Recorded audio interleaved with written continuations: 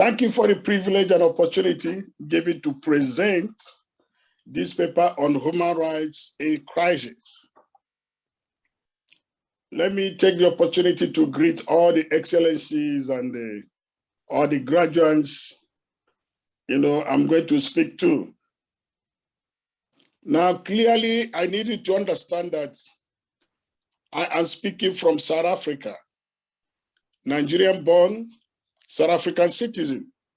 So clearly, I am an African with African accent. So, so you need to have that in your mind, the clarity, so that you will be able to understand me. Speaking about human rights in crisis and the wisdom on making the greatest impact in human rights work seems to be a network of roads and railways, a complicated network of roads and railways at the same time. As an African, religious priest, human rights educator, and a Pan-African activist, I believe that building respect for human rights and the rule of law we have ensure the dignity to which every individual is entitled, and we help them stem tyranny, extremism, and violence. The world is moving toward a universal legal culture of world law, as represented by the Universal Declaration of Human Rights. Therefore, evolution is moving in the direction of the realization of human rights, equality among women and men, and toward people-centered economic growth. Human rights empower the individual and the community by placing their rights at the center of socio-economic processes. As our belief, we work so that the principles of human rights, accountability, popular participation, empowerment, and non-discrimination are put into practice. Coming from Africa, I do not know what is expected of me, because all my life I have lived as a victim of circumstance. I was born in Nigeria, grew and nurtured in Nigeria, where I experienced civil war, religious and tribal intolerance, killings and near genocide between the Christians and Muslims who were brainwashed by their political masters that anyone who do not believe in their faith is an infidel and will go to hell or deserves to be killed. Of course, thousands has been killed in that process. Their houses burned down and some of the people burnt alive and bodies mutilated, with most of those whom we entrust our families into their hands to bring salvation to them become human rights abusers and ritual killers in the name of religion, filled with discrimination, full of hate speech, practicing abuse of privacy and inequality right in the church places. It becomes a situation when the protector becomes a predator. They never bothered to ask themselves, why are the Muslims and Christians in America, Canada, United Kingdom, Europe, Australia, South Africa, etc., don't kill themselves? Rather, they dine and wine together. Who were those that brought those religions to them? And why are those people not killing themselves and burning their houses in their countries? What are the sources of those religions? Or how did those religions originate? Or of what purpose was that religion formed? I left Nigeria to live in South Africa after over 20 years now. Tired of the inconsistencies and intricacies with facing dangers of life in Nigeria, only to become another victim of Afrophobia and xenophobic attacks by my fellow Africans. Since 2008, over 100 people have lost their lives, either burnt alive or murdered in cold blood, with their houses and shops and businesses looted and indiscriminately arrested and thrown into detention or bundled back home in the name of deportation as illegal migrants. Who then can ensure the implementation of human rights, equity, and good justice that will usher in peace in our societies? For there can never be peace in our society unless the rights of the people are preserved through equitable justice. The crisis of human rights did not originate in the early days of the Euro-Christian Church Catholic theologians who defined Africans as the cursed seed of Ham. When the church fathers thought that it was God's will that Africans be casted into eternal damnation and disrepute, and that they were commissioned by God to carry out the retribution and judgment for the irredeemable sins Africans were guilty of committing. These misconceptions were then of white supremacist ideology, culture, and psyche. The justifications which distinguish the institution of slavery introduced by 15th century Europeans of modern times and nations of the ancient world were that slavery was justified by the facts that the enslaved persons were factors of being an inferior race of people. Black people in particular, and people of color in general, and that the slave system was justifiable by religious interpretations of the Bible and biological scientific facts. Those were the dark and primitive days when there were no human rights.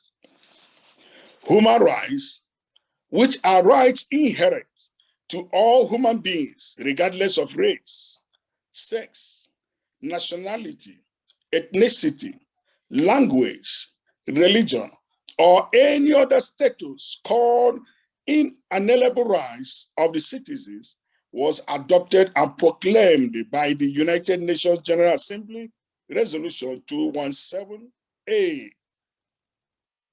111 in bracket of December 10, 1948, tagged the Universal Declaration of Human Rights, to prevent the acts of killing of tens of millions of people which they experienced in the Second World War of 1945 from happening again.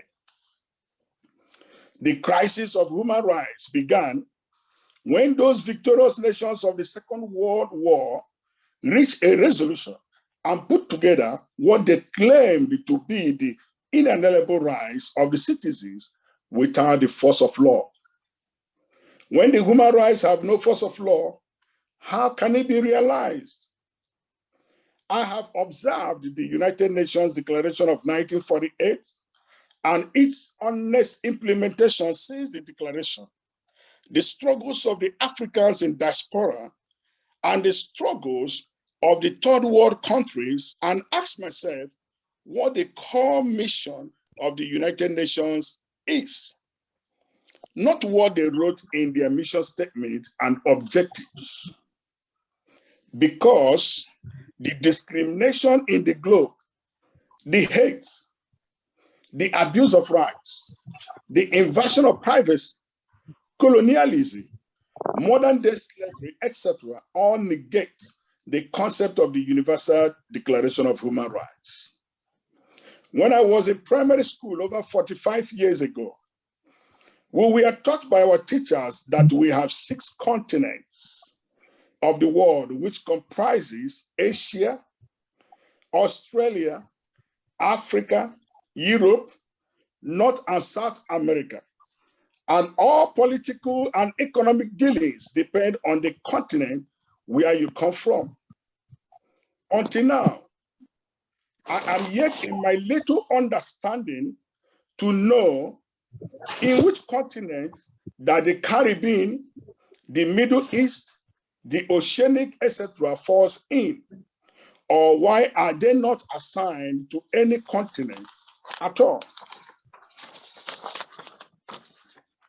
More human rights crises originated from the human rights articles itself. Yes, because there is no force of law in the resolutions called human rights articles, which they made. Those 30 basic human rights seem to be a joke. For example, in the declaration of Article number 1, which states, "We are all born free and equal." That is a lie of the century. How do you explain to an African in a God-forsaken remote African country that he is born free and equal with an American or Canadian or British, etc.?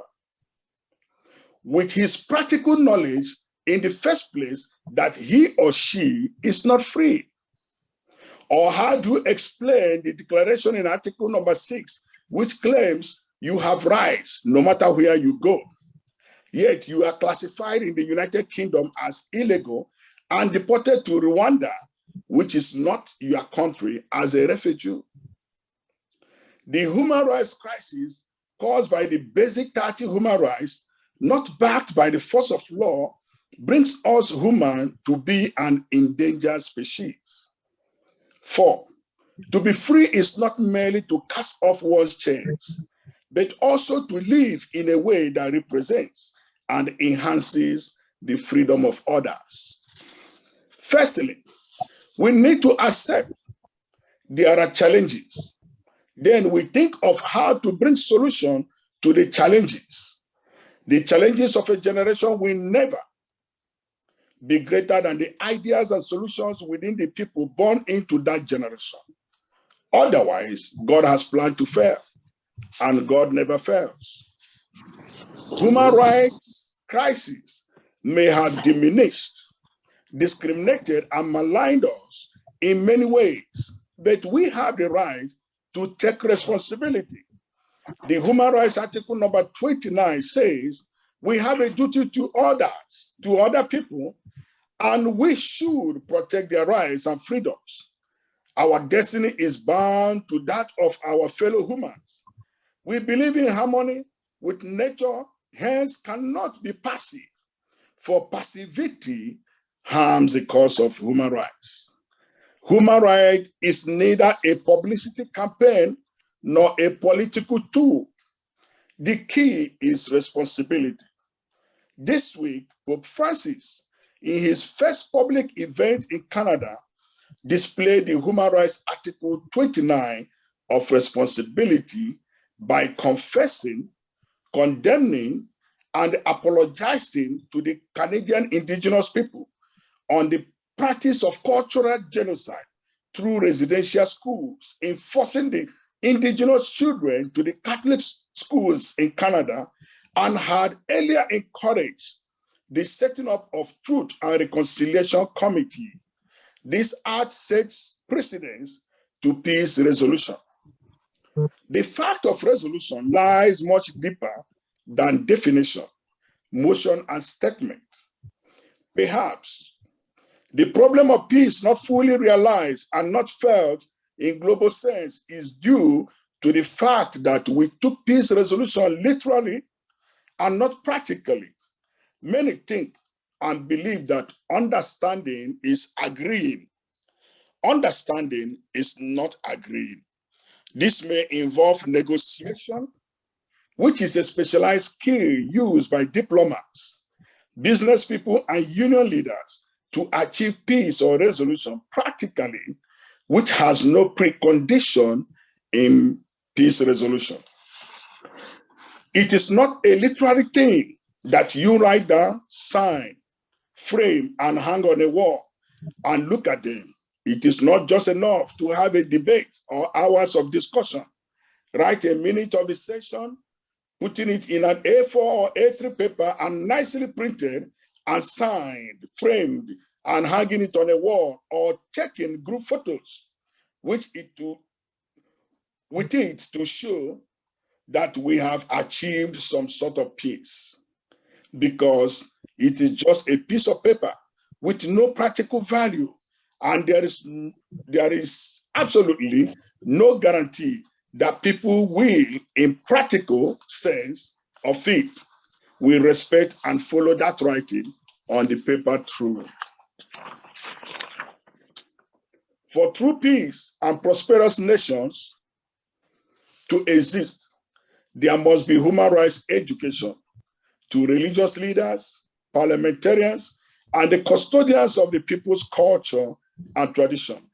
Then, and only then, we will start experiencing love, prosperity, advancement, and respect for individuals, corporate, and religious rights of the people, which is basically an instrument of salvation and liberty.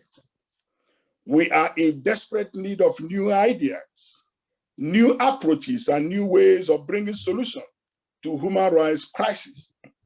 We need to think creatively about the future and about the new patterns of socio-political organization. We need to leave behind at-one modes of thinking and to act to achieve a world that is cooperative and thoughtful about the future. We know that transformations are not always smooth, for change involves the disruption of old patterns of behavior. Thank you very much. Thank you, Archbishop. I really appreciate that, Your Excellency.